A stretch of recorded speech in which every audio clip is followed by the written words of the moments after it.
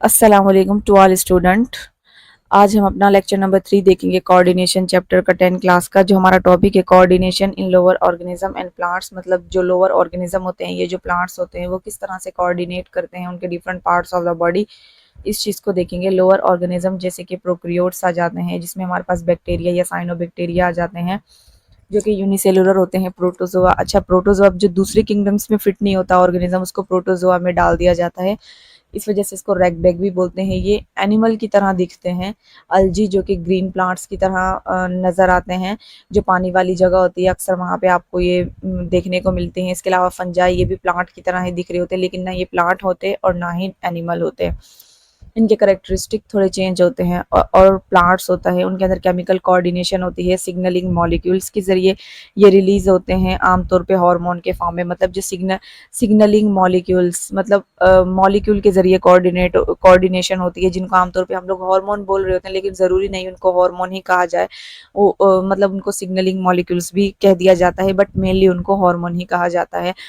तो ये जो कोऑर्डिनेशन शो करते हैं, मतलब different parts of the organ है, ये जो राब्ता करते हैं, कम्युनिकेट करते हैं, इनका मकसद होता है कि बॉडी के अंदर जो डिफरेंट किस्म के प्रोसेसेस या जो फंक्शन बेसिकली बॉडी परफॉर्म कर रही होती है अपने सर्वाइवल के लिए, अपने जिंदा रहने के लिए, तो उस वजह से वो कोऑर्डिनेट करते हैं उनके डिफरेंट, मतलब उनके कोऑर्डिनेशन का जो मकसद है मेनली वो यही है कि मुख्तलिफ किस्म के जो प्रोसेसेस हो रहे होते हैं एनिमल्स के अंदर, उनको सर अंजाम किया जा सके।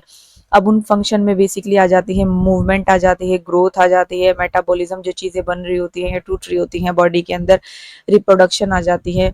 अच्छा, for example leaves the touch, अगर हम लोग टच मी नॉट, जो छुई मुई का पौधा होता है, उसके लीव्स को अगर हम लोग टच करें, तो जब हम लोग उसको टच करते हैं तो उसके वो क्लोज हो जाते हैं उसके लीव्स, और and after a short while, थोड़ी देर के बाद वो अपनी ओरिजिनल पोजीशन के अंदर रिस्टोर हो जाते हैं और अपनी पोजीशन में आ जाते हैं। तो बेसिकली जब उसको टच किया या कोई भी प्रेशर उसके ऊपर दिया, मतलब कोई भी स्टिमुलेशन उसको आई, मतलब टच की स्टिमुलेशन या कोई, तो उसने अपने आप को बंद कर लिया। अब ये एक केमिकल की वजह से हुआ है ये प्रोसेस, मतलब जब उसको कोई द प्रेशर और टच सर्व एज स्टूमुलस, मतलब कोई भी प्रेशर मिला है, जो टच मिला, वो उसने एज ए स्टूमुला काम किया while closing down of the leave in the response. मतलब जब उसको टच किया तो वो उसका स्टूमुलस हुआ, फिर इसके जो रिसेप्टर सेल थे उसने रिसेप्टर्स किया, और फिर बेसिकली कोई हार्मोन रिलीज हुआ जो कि इसके इस रिस्पॉन्स का सबब बना कि उसने अपने लीव्स को क्लोज कर लिया। तो ये जिसकी क्लोजिंग ऑफ द लीव हुई, ये हार्मोन के रिलीज होने की वजह से हुई। अच्छा, आगे हम लोग बेसिकली देख लेते हैं, sorry, other responses like growth, और इसके अलावा जो दूसरे रिस्पॉन्सेज होते हैं, ग्रोथ हो गया, रिप्रोडक्शन हो गया, वो भी हार्मोन की सिक्रेशन की वजह से हो रहे होते हैं। हार्मोन जो एक खास किस्म के सेल्स होते हैं जो इनको सिक्रेट कर रहे होते हैं, और फिर वो ट्रांसपोर्ट होता है, जो भी बॉडी का मीडियम होता है उसके ज़रिए बेसिकली ये ट्रांसपोर्ट कर रहे होते हैं ये जो हार्मोन है। जैसे कि अगर हम लोग प्लांट की मिसाल लें, तो उसमें ये जो ट्रांसपोर्ट होते हैं ये हार्मोन, वो होते हैं जो वेस्कुलर टिश्यू होती है, जाइलम फ्लोएम होता है, उनके ज़रिए ये ट्रांसपोर्ट होती है। मतलब अगर ये प्लांट है, इसकी यहाँ पे हार्मोन की ज़रूरत है और यहाँ पे हार्मोन बना है, तो ये यहाँ तक वेस्कुलर टिश्यू के ज़रिए ट्रांसपोर्ट होगा एक जगह से दूसरी जगह। और अगर हम लोग फंजाई अलजी की बात करें, तो इनमें ये सिंपलर एनिमल ही होते हैं, इनके अंदर डिफ्यूजन हो जाती है और या साइटोप्लाज्मिक स्ट्रीमिंग होती है। मतलब जो भी उसका बॉडी का फ्लूइड होगा, जो भी उसका जो ट्रांसपोर्ट मीडियम होगा, वो उसकी बॉडी का ही फ्लूइड होगा। अच्छा, दूसरा अगर हम लोग देखें, another fascinating movement is the turning toward the direction of the sun is sunflower plant. It is a bit slower movement which is believe to cause by phytohormones called auxin.